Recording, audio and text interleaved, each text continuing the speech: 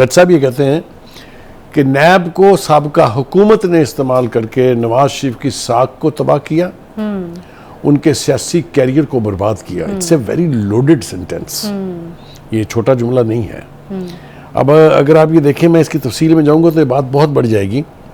दो चार बातें जो उन्होंने कही हैं वो मेरे ख्याल से हम दोहरा देते हैं अपने नाज़रीन के लिए कि जज साहब ने क्या फरमाया है। उन्हें एक तो ये कहा कि मैं इस रेफरेंस के अंदर ये जो प्लॉट अलॉटमेंट का रेफरेंस है, मैं इसमें उन्हें बरी करता हूँ, बिल्कुल बगैर किसी ऑब्जर्वेशन के स्टेट में। रिकॉर्ड से पता चलता है कि नवाज शरीफ को सियासी इंतकाम का निशाना बनाया गया, ये जज कह रहा है। नैब अथॉरिटी को साबिक हुकूमत के कहने पर नवाज शरीफ का सियासी कैरियर तबाह करने के लिए रेफरेंस तैयार करने पर मजबूर किया गया। और वो जो कंचनी की तरह से डांस करते थे, वो क्या नाम था उनका, जो नैब के जो थे, वो जस्टिस इकबाल साहब, हाँ। याद है आपको?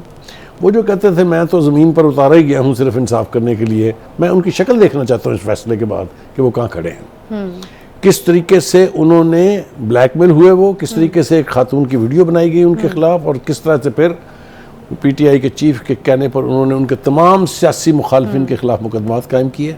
और 3 मरतबा के वज़ीर आज़म को न सिर्फ उनके दफ्तर से निकाला गया, बल्कि उनके सियासी कैरियर के बारे में जो कुछ कहा है जज साहब ने, वही काफ़ी है, हमारे कुछ कहने की गुंजाइश नहीं है। अच्छा, नैब के हवाले से तो ये कहा जाता रहा है कि नैब जो है वो सियासी इंतकाम के लिए यूज़ होती है, तो इस तरह की जब चीज़ें सामने आती है तो ये तो मोहर सब्त कर देती है इस चीज़ पे कि सियासी इंतकाम के हवाले से नैब का जो रोल है। देखिए, ये अगर कोई PMLN का बंदा बयान दे ना, तो मैं उसके ऊपर 2 दफ़ा सोचूंगा, लेकिन अगर हामिद खान जैसा सीनियर जूरिस्ट, कानूनदान और पार्टी का बहुत अहम रुकन उस पार्टी का जिसने ये मुकदमात बनाए थे, अगर वो ये कह रहा हो कि ये फैसला तो पहले से कहीं लिखा गया था, ये फैसला तो जजेस का नहीं था, जजेस तो सिर्फ इस्तेमाल हुए हैं, मुझे आप बताएं ये किस बनाना रिपब्लिक में हम रहते हैं जहाँ के जजेस का ये हाल है कि उनको नैब चाहे तो वो मनूवर कर लेती है, पार्टी सियासी चाहे जो बरसरे इक़्तिदार है तो वो मनूवर कर लेती है, और ये सोचे समझे बगैर कि इसका नुकसान मुतल्लिका शख्स को क्या होगा, आप इतनी खौफनाक जजमेंट्स देते हैं। अगर आप उन जजमेंट की लफाजी पढ़ें,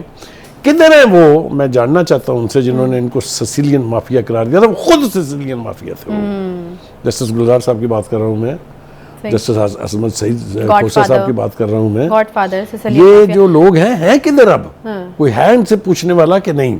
अगर तफ्तीशी से मुकदमा गलत हो जाए तो उसकी पूछ पड़ताल है, अगर वकील मुकदमा हार जाए तो क्लाइंट उसको नहीं जीने देता। ये जजेस ने जो खिलवाड़ किए हुए हैं लोगों के साथ, इनका जिम्मेदार कौन है? इनसे हिसाब कौन लेगा? मेरे ख्याल से इसके ऊपर गौर करने की जरूरत है। दूसरी बात यह कि उन्होंने कहा कि कानून बड़ा क्लियर है, मरकजी मुलजमान के साथ इश्तिहारी को भी वही रिलीफ और वही सजा मिलती है। हवाला वो ये दे रहे हैं कि इस मुकदमे के तमाम लोग पहले से बरी हो चुके हुए हैं, लिहाजा यही रिलीफ जो है वो इनको भी मिलना चाहिए था। वो कहते हैं कि जी सुप्रीम कोर्ट के फैसले की रोशनी में नवाज शरीफ को भी वही रिलीफ मिलना चाहिए था, मगर दीगर मुलजिमों को दे दिया गया, इन्हें नहीं दिया गया। ये जज के फैसले सुनते जाएंगे। नैब और रिव्यू बोर्ड नवाज शरीफ और उनकी जायदाद में हिस्सेदारों की जायदादें खोलने का हुक्म देती है। पता चला कि उनकी जो जायदादें क्रुक की गई थी, जो जब्त की गई थी, जिनकी नीलामी तक भी नौबत पहुंची थी, अगर आपको याद हो, वो तो उन्होंने सुप्रीम कोर्ट से जाके शायद गालबन या हाई कोर्ट से नीलामी रुकवाई थी।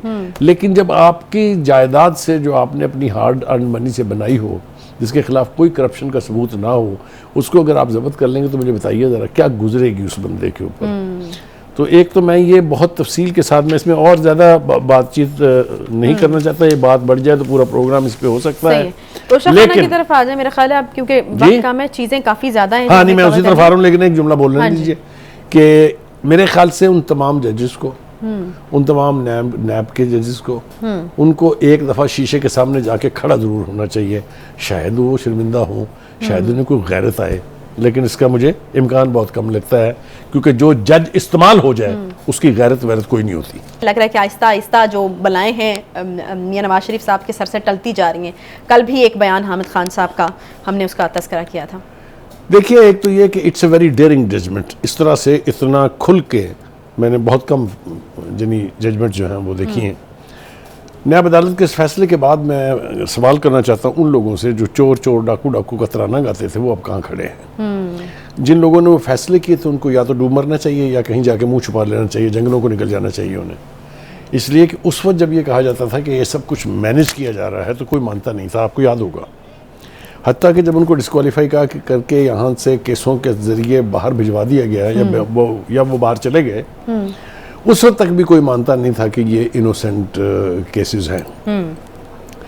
हामिद खान साहब इंपॉर्टेंट आदमी हैं, ढंग की बात करते हैं, बेतुकी नहीं छोड़ते हैं। उनका जो इंटरव्यू है जिसका हवाला आपने दिया और हमने कल उसके ऊपर प्रोग्राम में बड़ी सैर हासिल गुफ्तगू भी की, और फिर उसके बाद ये नैब का जो अदालत का फैसला है, इसने ना सिर्फ ये कि नवाज शरीफ की पोजीशन को एग्जॉनरेट कर दिया है, वो बिल्कुल अब ऐसे लगता है जैसे दूध के धुले बनते जा रहे हैं, लेकिन जो टॉर्चर, जो लॉस ऑफ फेस, जो डिसग्रेस उन्होंने बर्दाश्त की है, उसका अजाला कैसे होगा वो तो मुझे मालूम नहीं है।